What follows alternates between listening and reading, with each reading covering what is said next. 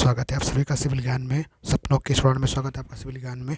भैया देखो, रीजनिंग में कुछ क्वेश्चन ऐसे होते हैं कि जो आप लगाते रहो कि नहीं बनते हैं, मतलब उन पे अच्छी प्रैक्टिस होनी चाहिए। तो देखो, रीजनिंग में अगर आपका नंबर मॉक टेस्ट के अंदर अभी अगर मान लो नंबर आपका जो है 30 नंबर आ रहा है, 30 या 40 नंबर आ रहा है, तो बहुत अच्छा नंबर है, कोई दिक्कत नहीं है। ठीक है। तो अब आपको क्या करना है कि जिस प्रकार आप टेक्निकल को रिवाइज करते हैं और जो है आपका जो है जीएस को रिवाइज करते हैं, उसके बाद आपको रीजनिंग को ही रिवाइज करना होता है। जो भी टॉपिक आपके रीजनिंग के हैं, उनको अब क्या करना है, बच्चे ने बार बार रिवाइज करना है कि हाँ किस तरीके से पैटर्न क्वेश्चन बन सकते हैं। ठीक है। तो अब आपको ज़्यादा परेशान नहीं होना है कि यार अब तो बहुत कम से बचा है, क्या करना है क्या नहीं करना है। तो बस अपने आप को पॉजिटिव रखो और पढ़ते रहो। ठीक है, जो हो पाए पढ़ते रहो और फालतू निगेटिव चीज़ से बचे रहो। हर अपने आप को जो है धैर्य पैसेंस में रखो, ज़्यादा परेशान ना हो, हेडक ना लो। बाकी सब बढ़िया होगा यार। इतने दिन आप पढ़े हो, आपका सिलेक्शन नहीं होगा तो किसका सिलेक्शन होगा। ठीक है। चलो, हम रीजनिंग के कुछ क्वेश्चन लेकर आए हैं, बात कर लेते हैं उन क्वेश्चनों के ऊपर। देखो, पहला क्वेश्चन आपका है, जैसे कि आपको पता है ब्लड ब्लड का एक संबंध आता है, ब्लड रिलेशन क्वेश्चन आता है। तो उसको एक क्वेश्चन को मैं लेकर आया हूँ, आपको देखना है यहाँ पे। जैसे एक क्वेश्चन आता है कि एक व्यक्ति की ओर इंगित करते हुए, इस तरीके से आता है कि इंगित करते हुए एक औरत ने कहा, इसकी माँ तुम्हारे पिताजी की इकलौती पुत्री है, बताएं कि उस व्यक्ति से वह औरत कैसे संबंधित होगा। तो इन क्वेश्चनों को देखकर आपको परेशान नहीं होना है। कैसे करना होता है इन क्वेश्चनों को भैया? तो देखो, जैसे एक लाइन पढ़ो, जो जो क्वेश्चन कह रहा है वही करो।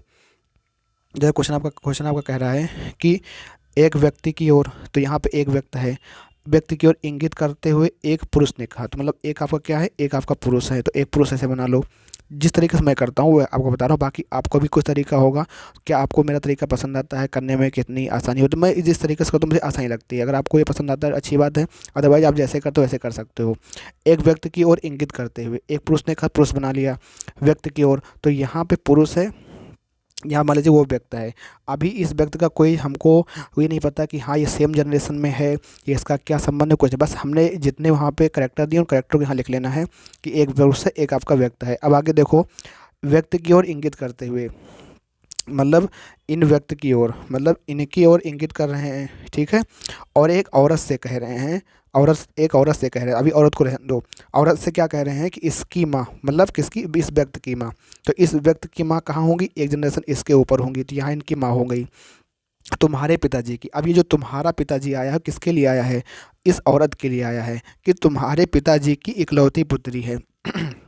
मान लीजिए औरत यहाँ पे है। अब इस औरत के पिताजी, पिताजी की इकलौती पुत्री। अब बताओ, इनके पिताजी की इकलौती पुत्री औरत स्वयं हो जाएगी नहीं हो जाएगी? औरत स्वयं हो जाएगी। और इन औरत का संबंध कहाँ चली जाएंगी, आपकी माँ के पास चली जाएंगी। तो बताइए कि उस व्यक्ति से वह औरत कैसे, तो अब इस व्यक्ति से औरत कैसे हो, तो ये व्यक्ति जो है, इस औरत औरत जब इनकी माँ ही बन गई, तो उस व्यक्ति का औरत से क्या संबंध, माँ का संबंध होगा। तो ऑप्शन नंबर डी यहाँ पे क्या राइट आंसर हो जाएगा। समझ में आया नहीं समझ में आया? बिल्कुल आसान। जैसे जैसे उसने कहा एक व्यक्ति की ओर इंगित करते हुए एक पुरुष ने कहा, तो मान लीजिए यहाँ पे पुरुष हो गया, एक यहाँ पे व्यक्ति हो गया। औरत से कह रहे हैं ना, औरत से कहा कि इसकी माँ, मतलब किसकी, इस व्यक्ति की जो माँ है, तुम्हारी इस औरत, औरत से कह रहे हैं, मतलब ये पुरुष है, ये व्यक्ति औरत है।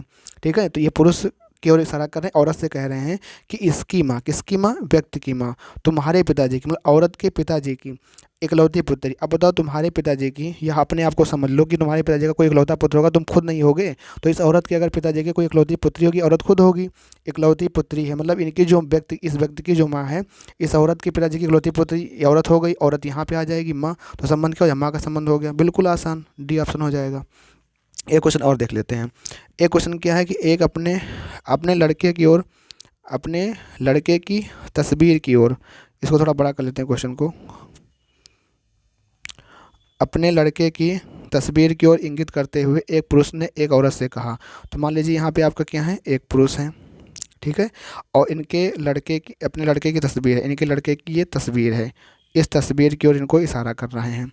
और यहाँ पे क्या है, आपकी एक औरत है, तो औरत, एक औरत, तीन करेक्टर आपके हो गए। अब तीनों करेक्टर अभी ये नहीं पता कि कौन जनरेशन में है, क्या कौन है, बस हमको ये तीन करेक्टर हमने लिख लिया ऐसे। तो अपने लड़के की तस्वीर की ओर इंगित करते हुए एक पुरुष ने कहा, पुरुष भाई साहब यहाँ पे पुरुष क्या कह रहे हैं, और उससे कहा इसकी माँ, किस, उसकी माँ, मतलब क्या, इस तस्वीर में जो है उस तस्वीर की माँ, और तस्वीर की माँ इस पुरुष का क्या होना है, या पुरुष अपने लड़के की तस्वीर है, मतलब पुरुष जो है अपने लड़के की तस्वीर की ओर इशारा कर रहे हैं और कह रहे हैं औरत से कि जो है ये जो इसकी माँ है तुम्हारी माँ की इकलौती पुत्री है। मतलब कि औरत की माँ की इकलौती पुत्री। अब औरत की माँ की, जो औरत है उसकी माँ की इकलौती पुत्री हैं। तो मतलब औरत जो है, अब देखो यहाँ पे औरत की माँ की इकलौती पुत्री, तो औरत की जो माँ की इकलौती पुत्री होगी वो खुद औरत हो जाएगी। तो ये औरत जो है कौन हो गई, ये औरत ही आपकी माँ बन गई। औरत ही क्या बन गई, माँ बन गई। और इसकी जो माँ है, इसकी माँ ऊपर होंगी। तो इस औरत की माँ की इकलौती पुत्री, तो इस तस्वीर की क्या बन गई, माँ बन गई। अगर इस तस्वीर की ये माँ बन गई और ये पुरुष जो है इस तस्वीर का, मतलब इस तस्वीर, ये जो तस्वीर है इस पुरुष का अगर पुत्र है और ये माँ बन गई, तो ये क्या हो जाएंगे। क्वेश्चन क्या पूछा है कि वह औरत पुरुष से किस प्रकार संबंधित है। अगर कोई इस तस्वीर को कोई पुत्र कह रहा है, कोई अब इसको माँ बता रहा है, तो दोनों संबंध क्या हो जाएगा, पति पत्नी का संबंध हो जाएगा, नहीं हो जाएगा। तो वो औरत क्या हो जाएगा, वो औरत जो हो जाएगा पत्नी हो जाएगा। क्या हो जाएगा, पत्नी हो जाएगा। भाई मैं इस तरीके से क्वेश्चन को करता हूँ, थोड़ा पजल लग रहा होगा आपको, लेकिन अगर आप प्रैक्टिस तरीके करते हैं, क्योंकि देखो हमारा दिमाग जब वहाँ एग्जाम बैठे होता है प्रेशर बहुत ज़्यादा होता है, हम अपने रिलेट नहीं, बहुत लोग कहते हैं यार अपने आप रिलेट कर पाओ, तो वहाँ इतना प्रेशर होता है कि हम अपने आप को रिलेट नहीं कर पाते हैं। तो अगर हम जो करेक्टर वहाँ दिए करेक्टर के हिसाब से अगर करना चाहें, तो इस पर हो सकता है आपको थोड़ा दिक्कत हो रही होगी। अगर 4-5 क्वेश्चन 10 क्वेश्चन का प्रैक्टिस कर लोगे ना इस तरीके से, तो आपको आसानी रहेगी, क्योंकि वो करेक्टर वही खुद होता है, बस उनको एक डायग्राम से बना दो, काम हो जाता है। तो इस तरीके के क्वेश्चन हो एग्ज़ाम में आपके आते हैं।